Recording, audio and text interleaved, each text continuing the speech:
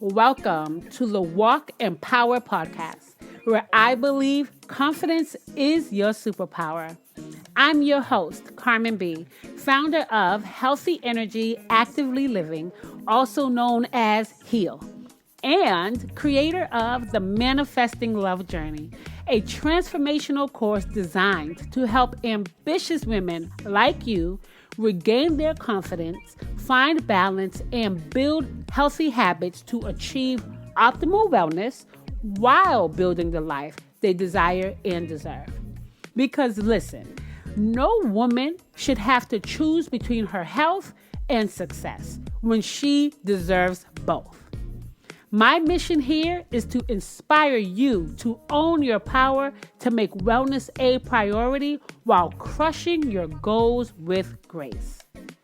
I'll be inviting some amazing and inspirational guests who will share about their journey to wellness and offer you some tips for your toolbox. My hope is that every episode leaves you better than you came, and you would gracefully share your experience with someone else.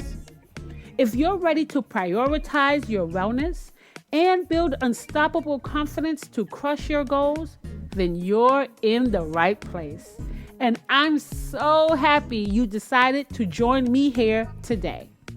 Without further ado, let's dive in.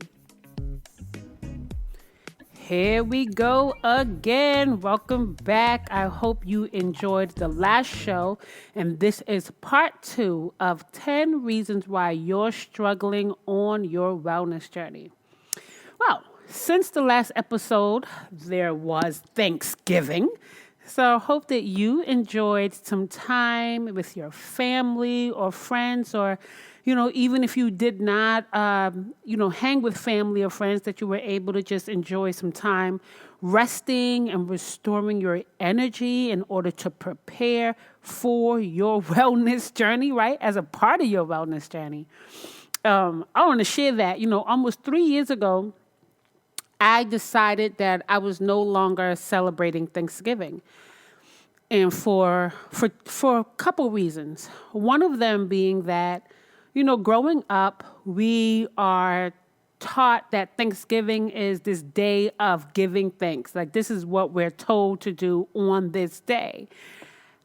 As I've gotten older and done my own research and educated myself around Thanksgiving and the meaning of, well, not necessarily the meaning, but what occurred during the times with the Pilgrims and the Indians, and how they were really tricked into giving up their land. And then there was this Thanksgiving celebration that came after that, or during that time. And it just didn't sit right with me. So I said, that's not really something that I want to be celebrating. I actually think it's a time for recognition, a recognition of the Indians and what they lost and what they went through, and their pain. Honestly, now that I'm even thinking more about it.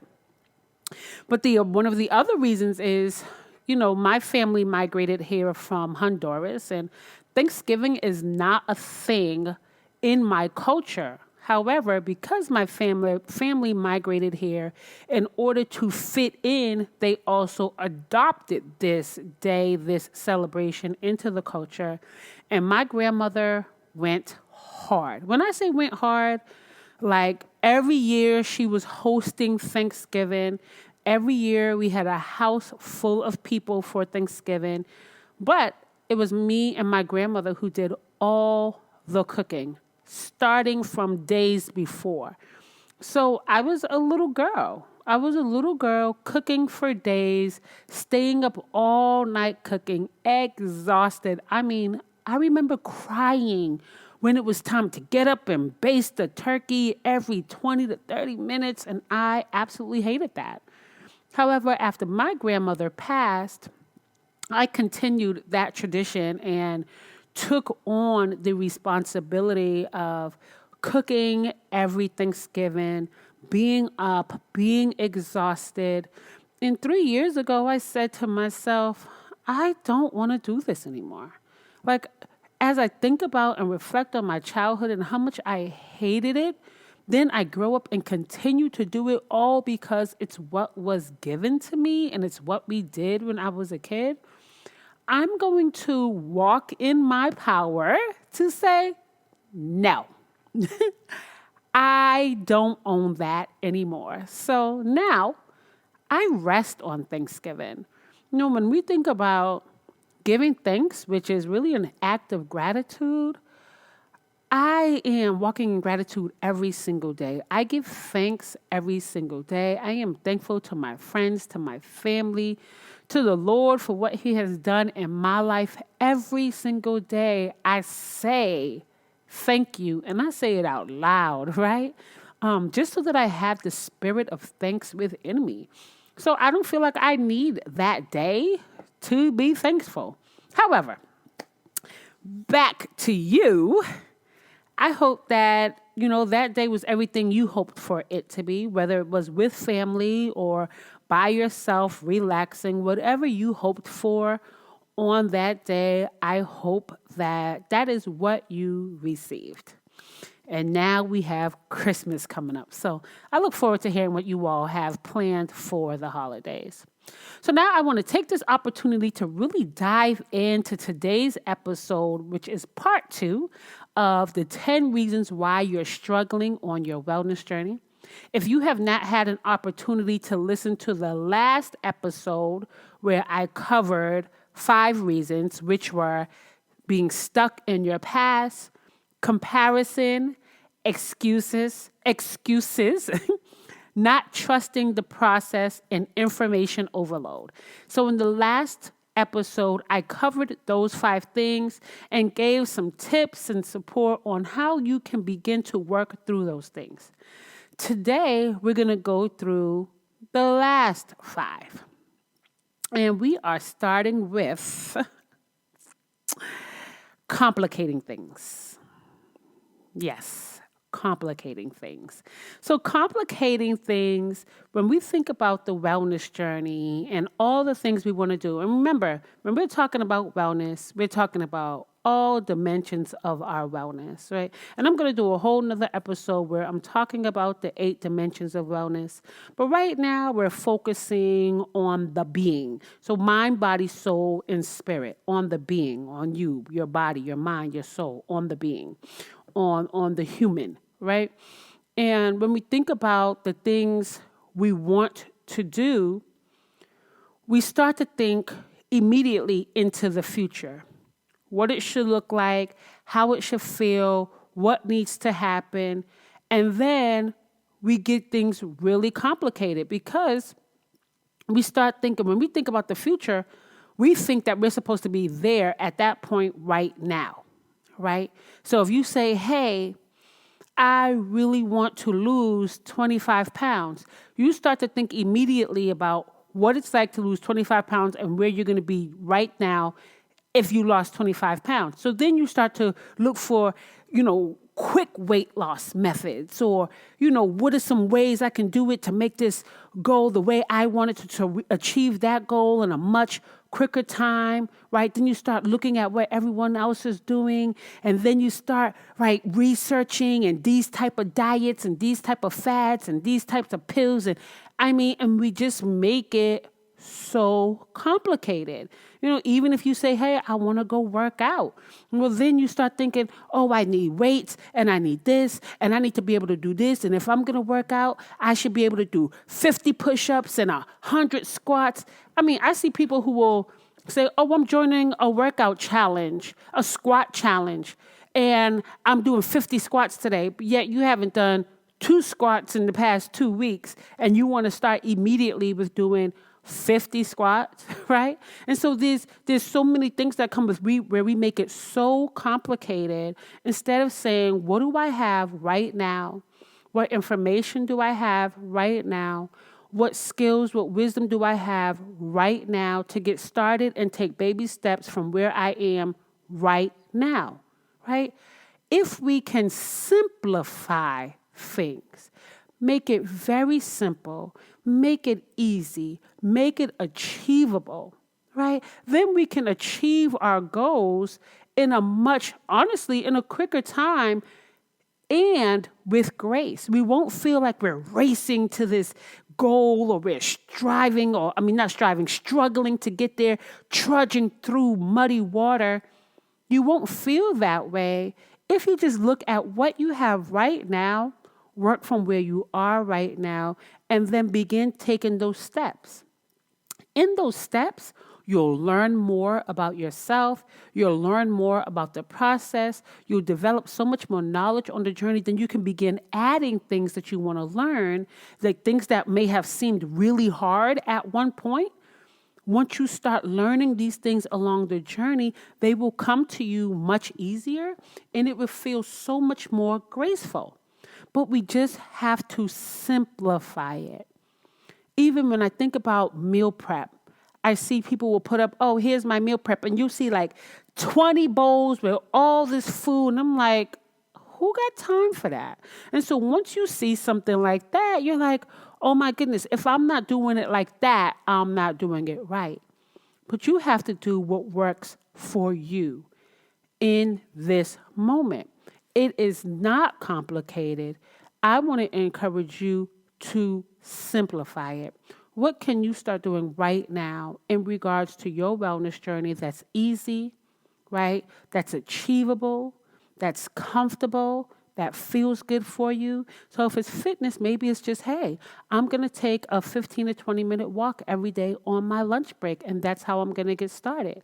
If it's food, then we'll start with, hey, food or drink. We'll start with, I'm going to replace one soda with a bottle of water every day, and then next week I'm going to replace 2 bottles of water. Replace 2 sodas with 2 bottles of water and work your way up. If you're drinking, and I'm just saying soda as an example, but as you begin to just switch things out, hey, I'm going to start adding more veggies on my plate and less carbs, right? I'm not saying, okay, I'm not eating no more carbs, but I'm going to add less carbs and more veggies this week. This week, I'm going to bring food to work 3 times as opposed to eating out 5 days for the week, right? These are the places where you start. Let's say you want to start a meditation practice. You really want to start feeling better in your mind and your body and your spirit. Well, when I first started meditating, I'm going to tell you honestly, I kind of complicated it myself. I was like, okay, I'm going to do at least 10 minutes. I couldn't even get past 2. I was like, oh my gosh. So what did I do? I said, I'm going to start at 2 minutes. I'm going to start at 2 minutes. And then when I get comfortable there, I'm going to go up to 3 minutes. Then I'm going to go up to 4 minutes. And I'll tell you right now, I'm up to 8 minutes. I haven't even made it to 10 minutes yet.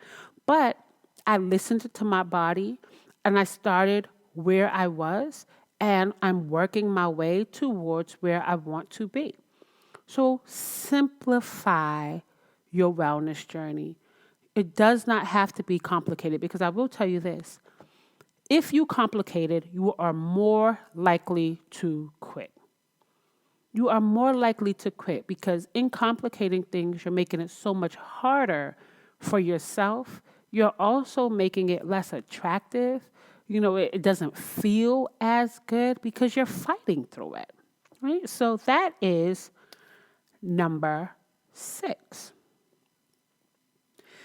Next, you're not sick enough. And what do I mean by that? So take a little sip of my coffee. So when I say you're not sick enough, when we think about our wellness journey and some of the reasons why we're struggling on it is because, you know what? The pain isn't that bad. The pain isn't bad enough. It's painful. I'm stressed out. I am, I may be feeling uncomfortable. I may be, struggling. I'm not breathing as well as I like to. I don't really fit my clothes that, I once could, that I really like. I'm tired, but I'm not exhausted, right? Or this relationship is not extremely healthy, but it's not extremely unhealthy. And even though I'm experiencing discomfort right now, I can deal with it if I've dealt with it for this long, right? And so you're waiting to hit rock bottom, right? And I know that sounds like crazy like Carmen, who wants to hit rock bottom? Nobody wants to hit rock bottom. But sometimes we don't make a move until we hit rock bottom. Right? And so let's say it's in terms of your weight, your health, your nutrition. Well, as soon as that doctor tells you, hey, you're diabetic, or hey, your blood pressure is through the roof, right? Hey, you are hitting towards the mark of obesity, which is going to have a horrible impact on your quality of life. We want to wait for those things to make a change, right? If it's relationships, well, I'm not like, it's bad, but it's not that bad. Well, you're waiting until it gets to the point where you just want to scream, until you're ready to pull each other's hair out, until you're ready to fight. You don't have to wait for tragedy to make a change. I want to say that again. You don't have to wait for tragedy to make a change in your life, because you are worth being your best self and your whole self right now. So from there, I want to encourage you to really look at the areas of your life where you don't believe you're at your best. Whether that is in your mind, are you experiencing a lot of negative thinking on a regular basis? Do you feel like often there's just so many negative thoughts going through your head that it's causing you more stress and depression? Do you feel like your relationships are just not the best for you? They're not encouraging you. They're not supportive. They're not loving, right? Look at your relationships. How does your body feel? Are you happy with your body? Are you happy with your weight? Are you happy in and out of your clothes? Do you feel good? Are you sleeping well? Are you eating right? Are you experiencing different, symptoms based on the way you're eating? It could be indigestion, heartburn, right? So many different things, bloating, dehydration, fatigue. A lot of these things can be present because of the way you're eating and the lack of movement. Spiritually, do you feel connected with your higher power? For me, it's God. Whatever it is for you, do you feel connected? Where you are receiving where you're receiving messages, receiving wisdom for what you need to move forward in your life? Do you feel like you're living a purposeful life? Are you living with values and intention? What are your principles? Are you living based on principles? What are your guiding principles? Do you have any? These are the things I want to encourage you to reflect on. Write them down. Mind, body, soul, spirit. Where am I in these areas of my life? And what can I do right now to begin improving them if they are not exactly where I want them to be? All right. Next, we have fear. Fear is a big one. Fear will cause us to struggle in many areas of our lives. But the way fear will show up in your struggle on your wellness journey is, I'm afraid to do something different because I'm not sure if I'll be successful. Right? I'm afraid that, people are going to say things that, make me feel bad. I'm afraid that I just can't do it. I'm also afraid that I can't commit. Right? There's so much fear. I'm afraid that I don't have all the information I need to get started. There's so much fear present. And what really happens when fear is present is it blocks our ability to take action. Fear will block your ability to take action on anything that you desire to do. If you're afraid, you'll never get started. Here's the thing, though. Fear is a natural part of being human. It is a human emotion. Fear unfortunately, will always be present. The only time fear can stop you from moving forward is if you allow fear to control you, right? If you allow fear to be in control, it will hold you back from moving forward. What if you said, even though I'm afraid, I'm going to move forward? Even though I'm not sure what the outcome may be, I'm going to move forward. One of my favorite quotes by Mark Twain is, courage is not the absence of fear, but the ability to act in spite of it, right? So where can you find the courage to make a move even when fear is present? Where can you find the courage? It's within you, it's in there. But you have to buckle down and say, no matter what, I am committed to me and I am going to take action.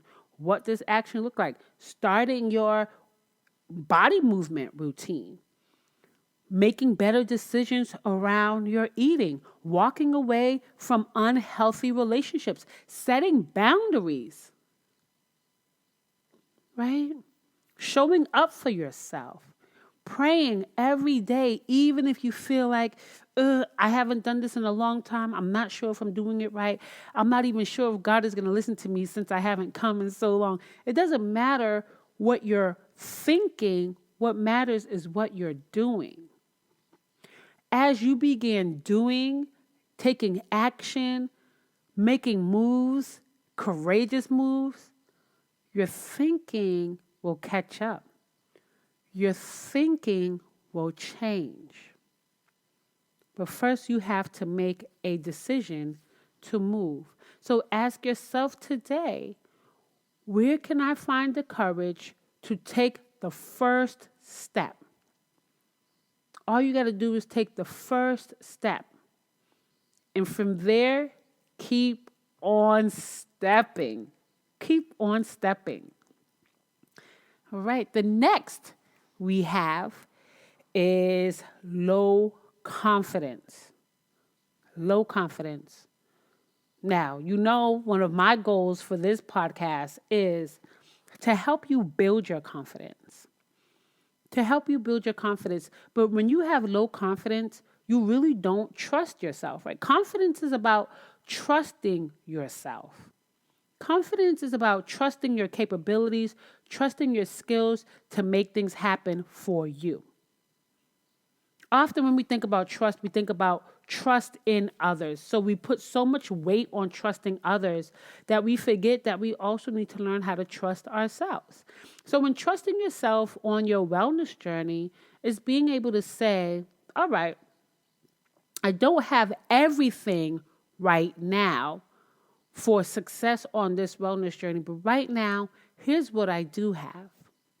And here's how I'm going to show up for me with what I have. And trust yourself that you can show up. And here's what I'm going to tell you this.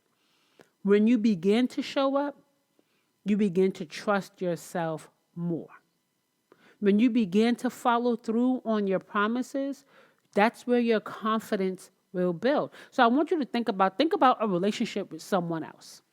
If someone has agreed to do something, right, has agreed to do something for you, with you, to show up, and then they don't, what happens? We lose trust in that person. We lose trust. We don't believe their word. We don't trust what they say because they don't show up when they say they will.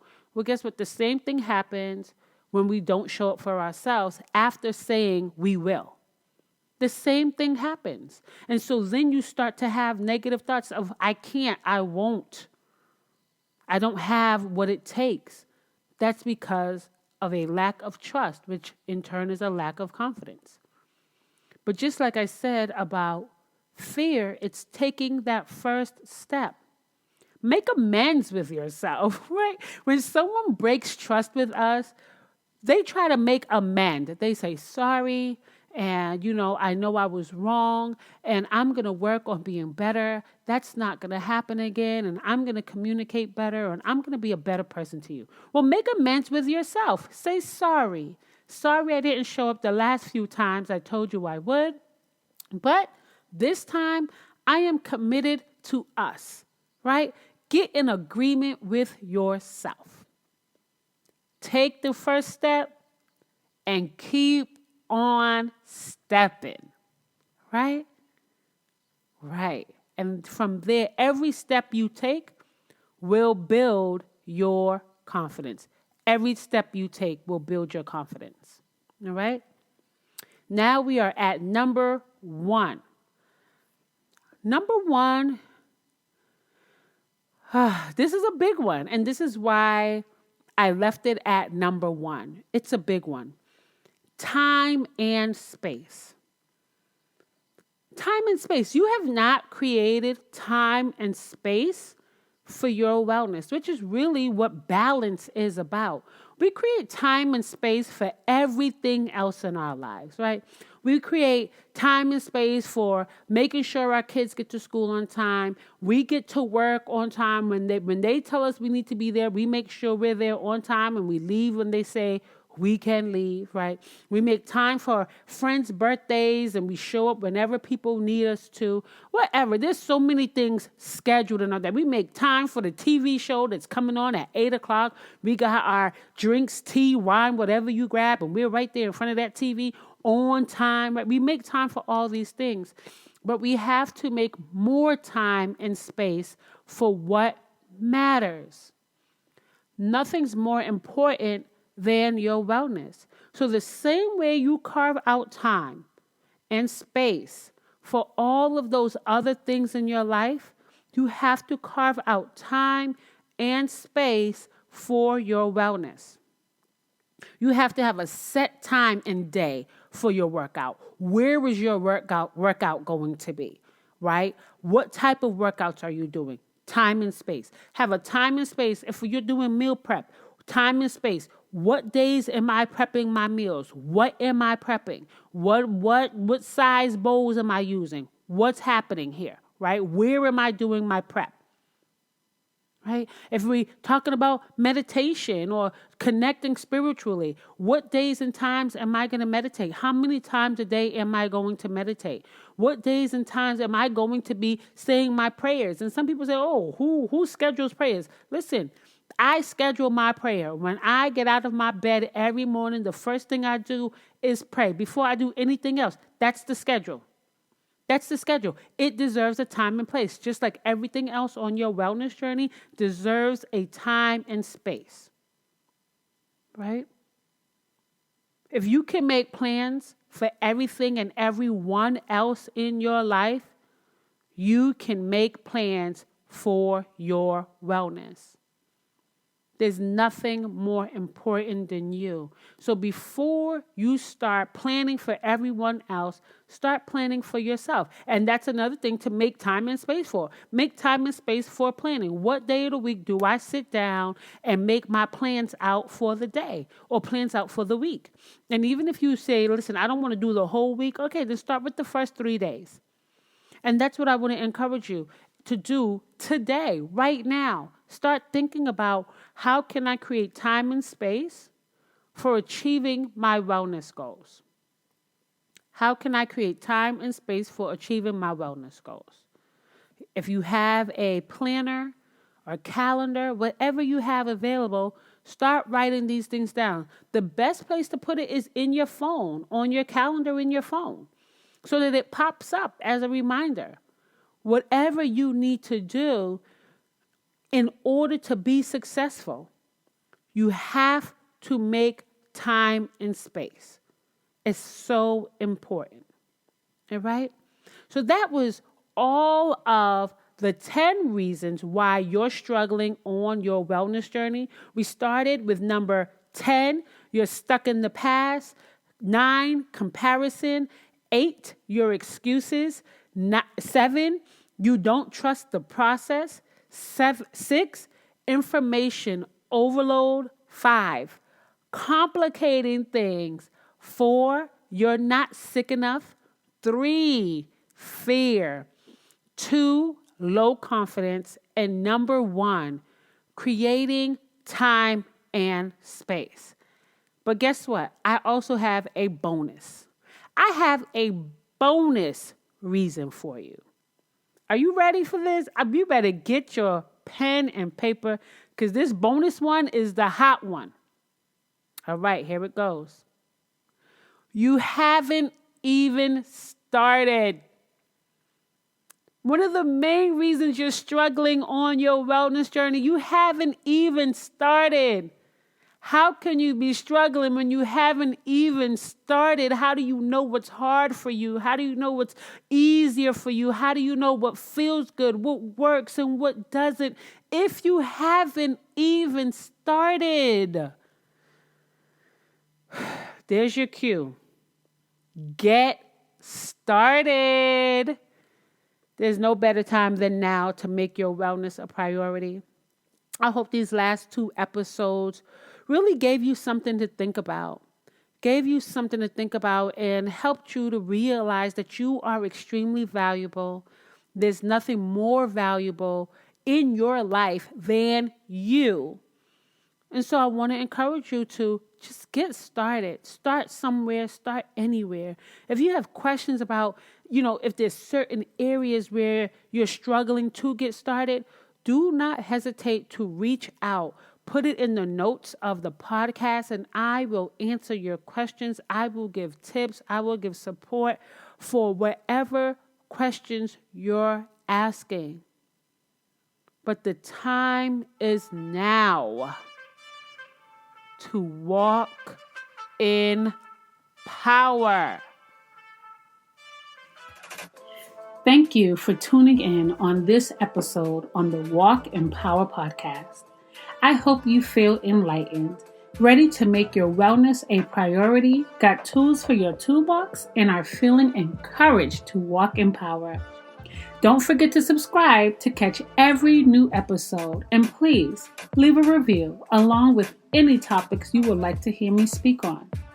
If you haven't done so already, please head over to my website at www.healwithcarmenb.com to check out the services I have to offer. And while you're visiting, be sure to subscribe to my mailing list to receive updates on new episodes and upcoming events because I don't want you to miss those. I've also created a Walk in Power Facebook community and you're invited to join so we can continue these discussions. You can stay connected through Instagram at Heal with Carmen B and on Facebook at Healthy Energy Actively Living. Until next time, walk in power with love and gratitude. Carmen B.